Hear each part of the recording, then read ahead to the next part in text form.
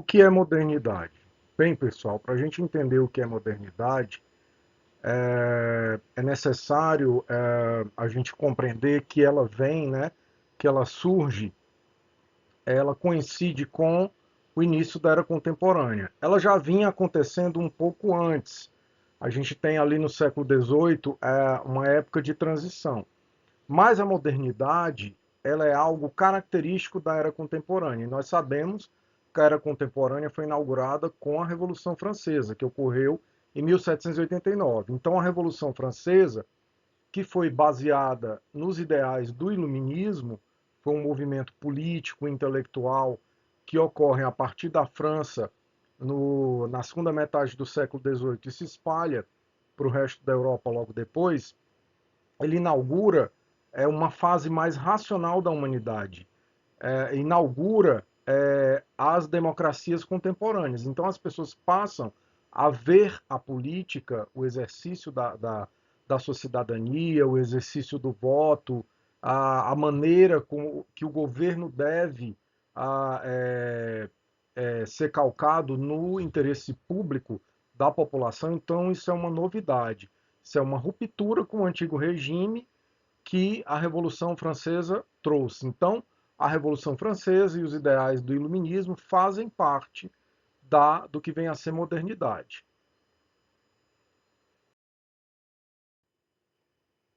Então, aqui eu coloquei os elementos que vão compor a modernidade. Como eu já falei antes, a própria Revolução Francesa, que muda as formas de se encarar, de se compreender a política, né, inaugurando as democracias contemporâneas.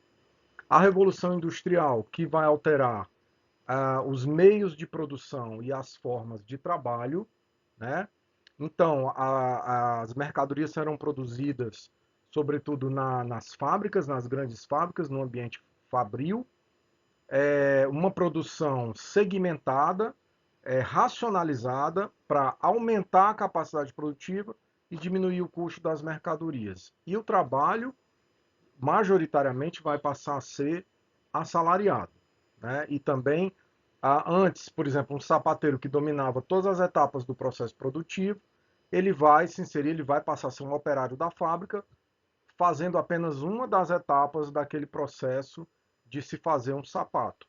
Protagonismo das cidades. As cidades vão ser o núcleo político, o núcleo onde estão os empregos, as oportunidades de emprego, onde está a diversão. Vão passar o núcleo, né, aquele núcleo que atrai as pessoas, onde estão as oportunidades. Isso é um fenômeno típico, né, da era contemporânea e da modernidade. Os Estados-nação, né, o que, que é isso? É como os países se organizam até os dias de hoje. Então, vai vir um forte sentimento nacionalista, de valorização da cultura do país, né? Também um ideário assim mais belicoso, né? A organização das forças armadas, essa estrutura de três poderes, executivo, legislativo, judiciário, enfim, como os países se estruturam ainda hoje. As inovações tecnológicas, nós sabemos que o século XIX ele vai testemunhar grandes inovações tecnológicas, a máquina a vapor, a locomotiva a vapor, o navio a vapor, o automóvel, o telefone, a luz elétrica, o cinema, a fotografia, etc. Isso vai impactar no cotidiano das pessoas. Tudo isso vai causar na humanidade um sentimento de aceleração temporal. A vida ela fica mais acelerada, ela é pautada no cotidiano urbano, né? Ela deixa de ser pautada naquela coisa mais agrária, campesina, que era muito ligada à natureza, aos fenômenos da natureza. E, por fim, uma forte crença das pessoas nas ciências, na capacidade que as ciências têm de prover conforto, prover remédios para as doenças, prover novas tecnologias para facilitar a vida das pessoas e uma forte crença também no progresso, que esse progresso seria ininterrupto, essa marcha contínua da humanidade para um futuro promissor seria ininterrupto.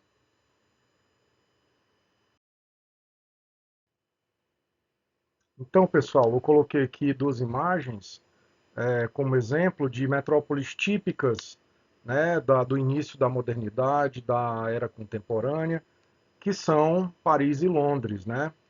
Metrópoles que cresceram aceleradamente, que receberam muitas pessoas dos campos para as cidades, né? As oportunidades no campo estavam diminuindo por uma série de fatores, o uso mais racional do campo, a introdução de máquinas, né, de tecnologias no campo que diminuíam a necessidade da mão de obra humana no campo, e pelo fato, como eu disse antes, as cidades passam a ser o núcleo, né, da modernidade, as oportunidades de trabalho, de lazer, culturais, enfim, os centros de poder passam a ser as cidades, né, as grandes metrópoles industriais do século XIX.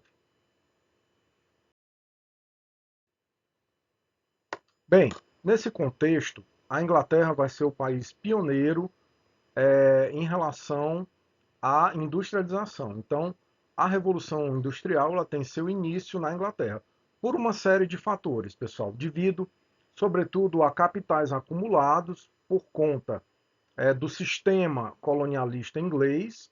A Inglaterra, né, ali ao longo do final do século XVI, ao longo do século XVII, século XVIII, ela vai aumentando sua zona de influência, sua marinha se torna muito poderosa, ela vai adquirir colônias nesse processo, várias colônias nesse processo, que vão, que vão enriquecer cada vez mais o Império Britânico, e também pelo fato da Inglaterra ter utilizado o campo de uma forma, os ingleses terem utilizado o campo de uma forma mais racional, né, fazendo esse campo, essa terra, gerir o máximo de lucro possível e expulsando muitos camponeses do campo por conta disso, que vão trabalhar nas cidades, né, na indústria, no parque industrial emergente da Inglaterra, que começa com a indústria têxtil, a indústria de tecidos. E além disso, a Inglaterra os ingleses tiveram a sorte do solo inglês ser rico, né, em carvão mineral e minério de ferro, duas coisas extremamente importantes para esse começo, né, da industrialização. Então, a modernidade, a era contemporânea, ela vem com esse forte crescimento econômico, com essa forte industrialização, com a consolidação do capitalismo, né, a ascensão da classe burguesa, uma união aí da classe burguesa com os poderes políticos, né? O poder político ele se une com essa burguesia comercial e industrial, e essas grandes potências industriais europeias, logo depois da Inglaterra a gente tem a França, a gente tem a Bélgica, a Itália, Japão, Estados Unidos, né? Alemanha, outros países se industrializando, e na Europa Ocidental essas potências industriais europeias vão competir entre si, tanto economicamente quanto na esfera da geopolítica, né? Porque eles vão querer o quê? Novos mercados consumidores, porque vai chegar um ponto que o mercado interno de cada país vai ficar saturado, então eles vão precisar de novos consumidores e também de novas regiões fornecedoras de matéria-prima. Então, isso aí vai começar algo que a gente chama de imperialismo. Então, esses países vão exercer seu poder, estender seus braços, sobretudo para regiões da África e da Ásia, em busca de novos mercados consumidores e de mercados fornecedores de matéria-prima barata.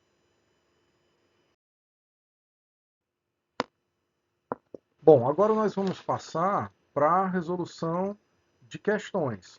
Questões que têm a ver com o conteúdo que veio sendo abordado ao longo dessa nossa aula.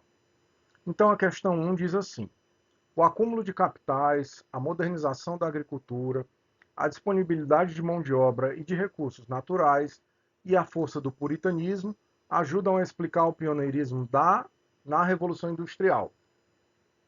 Essa questão da força do puritanismo eu não mencionei para vocês, mas vou abrir um pequeno parênteses aqui. Existem estudos, né, de alguns sociólogos, como, por exemplo, Max Weber, um sociólogo alemão, onde ele vai dizer que a ética puritana ela casa muito bem com o espírito capitalista nesse contexto. O que é essa ética puritana, né, das religiões de algumas religiões protestantes, como o calvinismo, o luteranismo, que são religiões que têm uma ética da honestidade, do trabalho, da poupança, né, de empreender, de ser correto, de juntar dinheiro, de juntar patrimônio. Então, muitos vão afirmar, muitos sociólogos, muitos historiadores vão afirmar que isso na Inglaterra, a Inglaterra é protestante, é sobretudo anglicana, que esse espírito puritano, esse espírito protestante, havia os quakers ingleses também, muito semelhantes aos, né, os calvinistas e luteranos, e que isso casa muito bem com o capitalismo industrial, com aquela nova lógica que estava surgindo. Então isso também vai contribuir para, né, para tornar esse país, no caso aqui da questão, como né, o pioneiro na Revolução Industrial. Então, o que vocês acham das opções abaixo? Qual é a correta? É óbvio, né, pessoal? Como eu já falei anteriormente, é o item C, Inglaterra. Eu já havia mencionado isso antes.